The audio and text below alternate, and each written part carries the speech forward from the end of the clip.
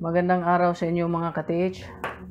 Andito na naman tayo mag-share sa inyo ng decoding sa isang treasure site.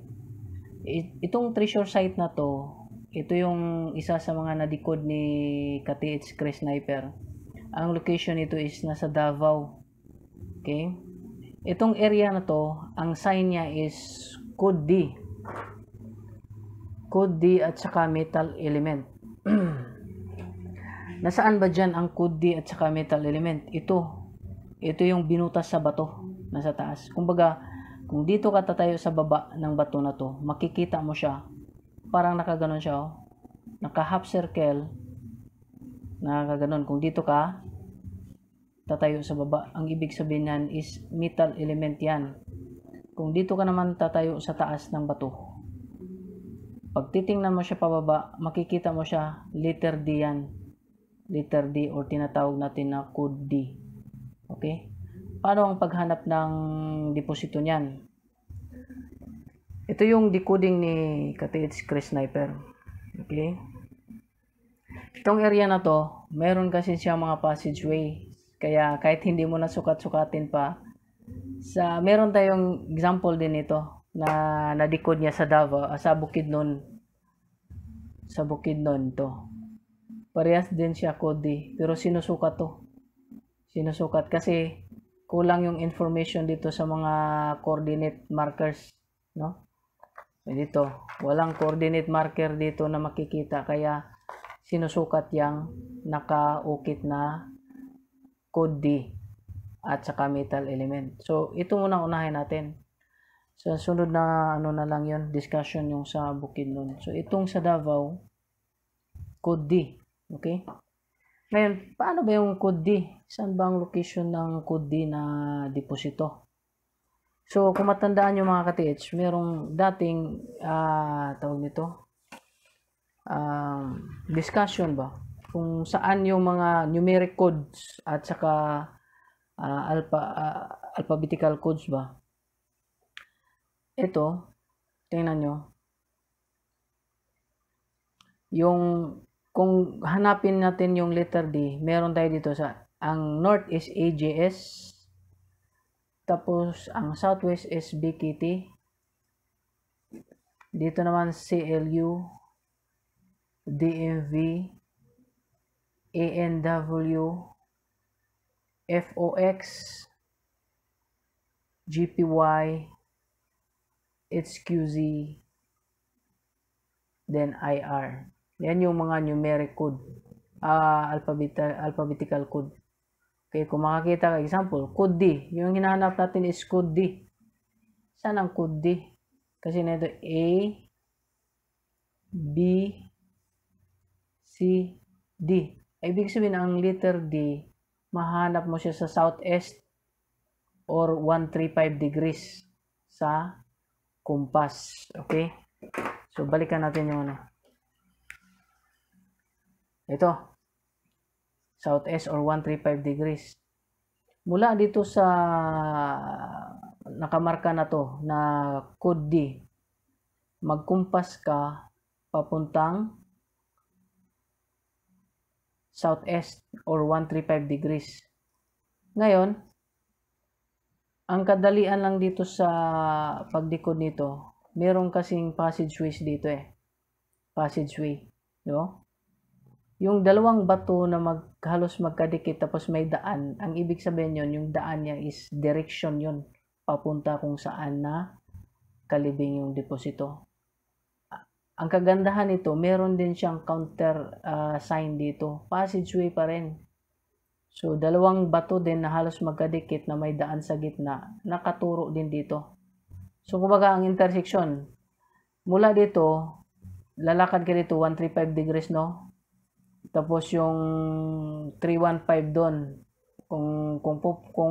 kung dito ka banda, kukumpas ka, 315 degrees siya doon, yung sign, 135 degrees ka dito. So, letter D, kaya hinahanap mo yung positioning mo. So, mula dito, sa example, nakatayo ka dito, magkukumpas ka dito sa passageway, titingnan natin kung pasok siya sa 83 grams. You know? Ang E3 grams is east, west, north, south, northeast, southeast, southwest, at saka northwest. Yun yung 8 grams. Ngayon, pag kumpas dito, pasok siya sa 8 grams. Nakasaan siya? Naka-S direction siya. You know? Tapos dito naman, yung isang passageway is naka-west direction. So, east-west direction, naka-align. In between, nasa gitna siya. Nandito ka nakatayo. Tapos, pasok siya sa 135315 degrees. So, nandito ang deposito. So, ito, ginamitan to ng Japanese 1 na detekto positive tong area na to.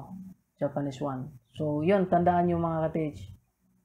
Could D, ang ibig sabihin ng could D, nasa 135 degrees ka. Kung magkumpas ka dito, mula sa sign na to, 135 degrees ka. Tapos maglalakad ka dito, 135 degrees, along 135 degrees. Tapos maghahanap ka ng counterpart na sign. Tulad nito, ang counterpart niya na sign is passageway. So, passageway. Ibig sabihin, yung direction niya papunta rito, yung direction niya papunta rito, tapos yung direction niya ng 135 is papunta dito. So, dito sila nag-intersect. So, ibig sabihin, nandito yung deposito. So, wala nang sukat-sukat. At hindi mo na sukatin yung dimension ng binutas doon. Meron ka ng countersign dito. So, intersection na lang ng signs. Okay? Direction ng signs. Ito, direction dyan. Tapos 135. Ang letter D is 135. So, nag-intersect dito. Positive itong area na to. Ang pangalawa, yung sinasabi nating metal element. Saan ba yung metal element? Itong metal element na to, pag dito ka nakatingin sa baba, makikita mo yan na parang nakaganon. Half circle. Okay? Yan ang tinatawag natin na metal element. Dito sa 3 grams natin, saan ang metal element? Nandito sa west. West side. Metal element. Yun. Okay? Ilang degrees siya? 270 degrees. So west. So west siya. Due west. 270 degrees. So saan yan dito? Kung dito ka tatayo sa may sign na to, magkukumpas ka papuntang west or 270 degrees. Okay? So nandito, banda, kahit walang sukat-sukat din, lakad ka dito, meron siyang patulis na bato dito. Directional to. Ibig sabihin, dyan siya, maghanap siya dyan. Tapos meron din dito, dalawang bato din, may passageway din siya. Mag-i-intersect din siya doon. Tapos ito mag-intersect dito. Tapos itong west naman mag-i-intersect dyan. Tapos ito rin may passageway rin dito. Tapos dito kasi merong lock or walling. Yung mga bato na parang naka-straight dyan. Ibig sabihin dyan, boundary yan. Huwag ka nang lumampas doon, maghanap doon sa likod doon. Ibig sabihin, maghanap ka dito sa harapan niya, banda dyan. Ngayon, sa paghanap sa harapan dyan, banda dyan, is merong siyang bato na marang nakapatulis dyan. So, ito na yung direction niya dyan. Direction niya dyan, tapos naka-intersect dyan, due west siya. Papunta ka doon, east siya. Magkumpas ka dito, east siya doon. So, west siya dito. Okay? Kung nakatayo ka sa west, east siya pa doon, papunta doon. Basta ang metal element mula dito sa sign na to, metal element is papunta kang west, kaya nga dito ka maghanap papuntang west. Suppose, coordinate markers mo, ito, coordinate markers mo, ito naka-pointed siya, directional, tapos ito naka-passageway, directional. So, ang intersection niya, intersection, dyan yung deposito. So, dyan, chinek na nila ng Japanese 1 dyan, nagpa-positive yung area na yan. So, yun lang mga ka-TH, no? Sa sunod natin na video, ipapakita natin kung paano ginawa. Ganito din, could D at saka metal element, pero sinukat na yung pagkabutas niya kasi walang mga coordinate markers. So, maraming absent na coordinate markers. So, kaya sinukat to. Sa Bukidnon naman to. Yung i-discuss natin kanina is sa Davao.